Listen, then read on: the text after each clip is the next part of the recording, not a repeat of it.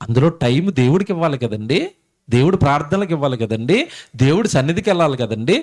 చాలామంది అండి సంపాదన ఉద్యోగం, దేవుడి గుడికి రారు, సంఘానికి వెళ్ళరు, ఓ దైవజనుడితో మాట్లాడరు, దైవజనుడితో ప్రార్థన ఉండదు, కుటుంబంలో ప్రార్థన ఉండదు, ఉండదండి. ఎప్పుడు సంపాదన.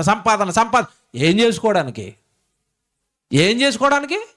నీకు ముందు చాలామంది కోట్లు సంపాదించి, వేల కోట్లు సంపాదించి, 100 ఎకరాలు సంపాదించి ఇక్కడే వదిలేసి వెళ్ళిపోయారే, కళ్ళ ముందు కనబడటం లేదు.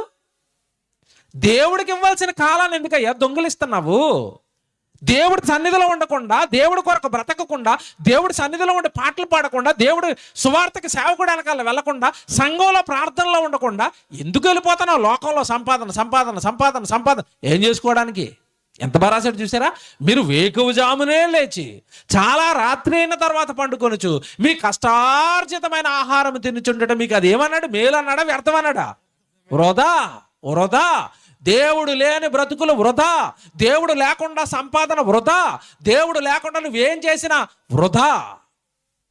జీవితంలో దేవుడు ఉండాలి, ప్రార్థనలు ఉండాలి, ఇలాంటి సభలు ఉండాలి, దేవుడిని మహిమపరచాలి, దేవుడి గురించి చెప్పాలి.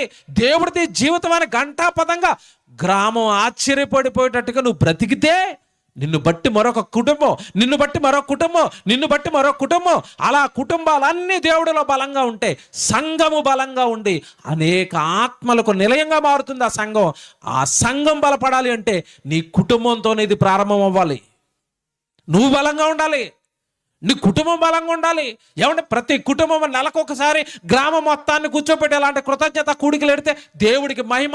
ఎన్ని ఆత్మలండి రక్షణలోకి వస్తాయి, ఎన్ని ఆత్మలండి సంఘంలోకి వస్తాయి. ఏమంటే ఎవరికైనా ఆ పట్టుదల ఉందా ఈరోజు? మీరు చెప్పండి, ఉందా? తిన్నామా, త్రాగామా, సంపాదించుకున్నామా, ఆడు కారు కొన్నామా, ఇల్లు కొన్నామా? అది కాదయ్యా నువ్వు సంపాదించాల్సింది ఆత్మలను, నువ్వు సంపాదించాల్సింది నీ తండ్రి దేవుని కీర్తిని. మీరు దేవుడి కోసం ఏం ఆలోచిస్తున్నారు? మీరు దేవుడి కోసం ఏమైనా ఆలోచిస్తున్నారా? మనకి సంబంధించిన సమస్తము దేవుని వశములో ఉన్న మనము దేవుడిని మహిమపరిచి గణపరిచి కీర్తించకపోతే మనకి సంబంధించిన ఒక్కొక్కటి కట్ చేసుకుంటూ వస్తాడు. చివరికి నీ జీవితాన్నే కట్ చేస్తాడు.